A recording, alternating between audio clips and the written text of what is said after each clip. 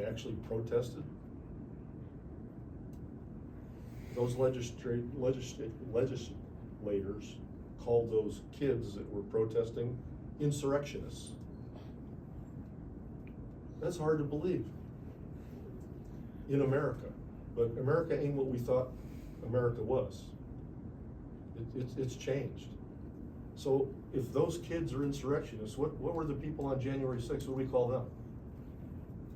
What's the next step or word or level of violence after insurrectionists? I don't know what it is.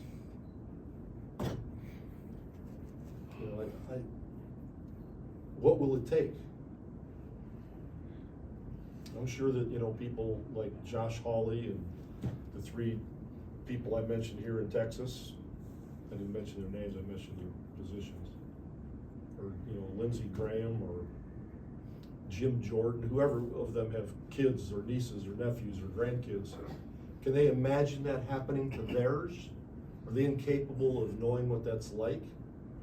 I mean, you know, I couldn't believe it, so I wrote this thing down.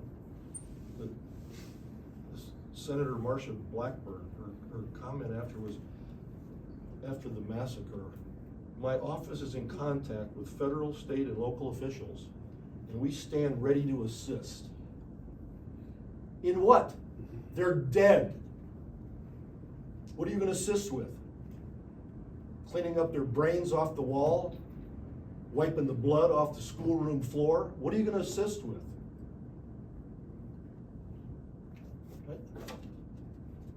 And then there's Governor Lee.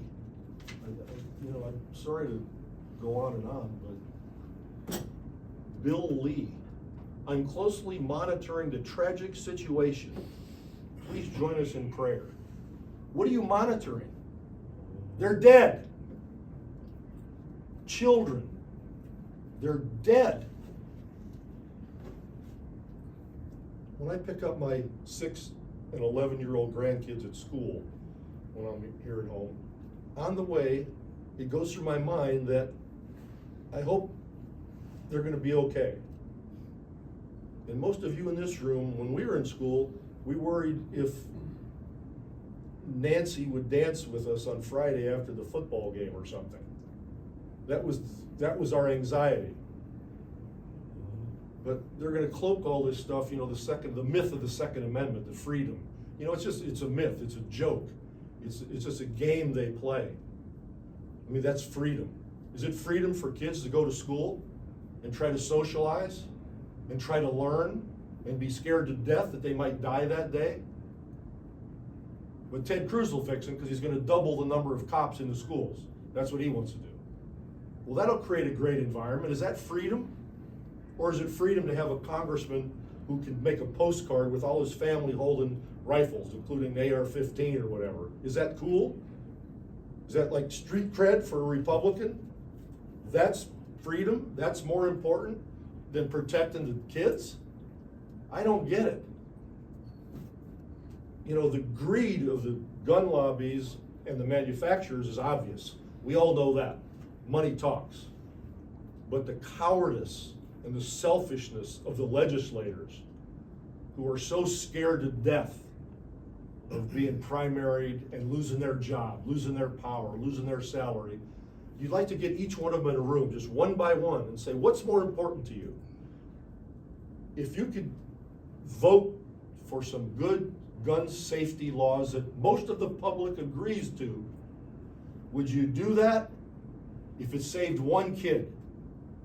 Or is your job and your money so important to you that you would say, screw the kid? What's in your mind? And I think about when does change happen in this country? I mean, can you imagine what John Lewis would be thinking right now if he saw this? I can't even imagine what would come out of his mouth. You remember Kent State? Kent State helped us turn against the Vietnam War, which was a big lie. And you saw those kids get killed at Kent State.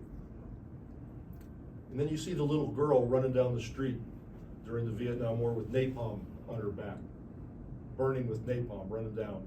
And that's when people got excited. That's when it was real for people. It's not real for us unless you've had a young person get slaughtered because of the inaction of cowardly legislators who are selfish. And then, civil rights, there's, black people are having a problem. Whoa, whoa, whoa. When the white people saw the dogs and the hoses spread all over TV, public opinion changed because they saw it. Public opinion changed when Mrs. Till opened that coffin so everybody could see what happened to her kid. People paid attention when that cop had his knee on George Floyd's neck. And people who were probably oblivious now, holy shit, is that what's going on? Is that what we have? So what will it take? Do we have to show it? Do we have to show that classroom? That's a pretty big step, right? That's just gross to think about. But do we need to show it?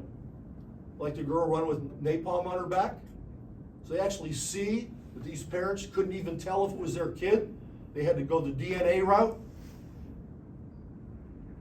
Will that wake up Josh Hawley so he won't be running like this to the whatever they were, insurrectionists? I don't know what the next word would be. These people, they think we're stupid. Republican and Democratic alike, but they might be right because they get away with that crap. They tell us things about prayers, and their offices are monitoring this stuff, like I said. Get away from me. Stop all the bullshit. Stop talking down to us. We're not stupid, but they will do it to keep their jobs. And here's our kids. And those two black guys in Tennessee, eloquent as they were, get expelled because they wanted to help the kids get gun legislation. We got a problem. We got a problem. Because that's not a country that you can be proud of. And we're a laughing stock already. We're incapable of taking care of our own. People in other places shake their heads in other countries. What the hell is going on there? So that's why I asked if anybody has a gun in here. I'm glad to know that the metal detectors are there. I think those are the same metal detectors that some of the Republican legislators wanted to avoid, right? They wanted to walk around them. They didn't want to go through those. God help us all.